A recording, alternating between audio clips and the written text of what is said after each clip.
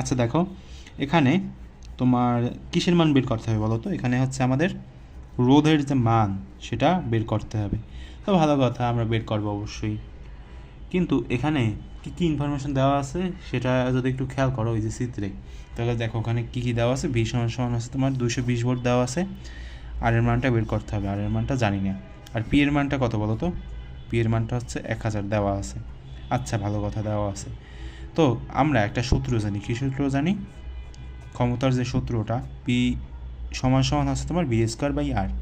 আচ্ছা, তো এই সূত্র থেকে আমরা কিন্তু আর এর মানটা বের করতে পারি। তো আর সমান সমান আমরা কী লিখতে পারি? যে ভি স্কোয়ার বাই পি। আচ্ছা, এখানে তোমার ভি এর যে মান, ভি এর মান কত? 220 ভোল্ট লিখলাম, স্কোয়ার দিলাম কারণ এখানে স্কোয়ার দেওয়া আছে। আর নিচে আছে তোমার পি। পি কেন ভাই? কারণ এই যে পি এর মান কত? এখানে 1000, তো 1000 দিলাম। তো ক্যালকুলেশন করো, মানে সাধারণভাবে তুমি যদি ক্যালকুলেটর দিয়ে ক্যালকুলেশন করো তাহলে কত আসবে বলো তো? 48.4 ওহম। তো এটা হচ্ছে আমার অ্যান্সার। বুঝতে কি পেরেছো?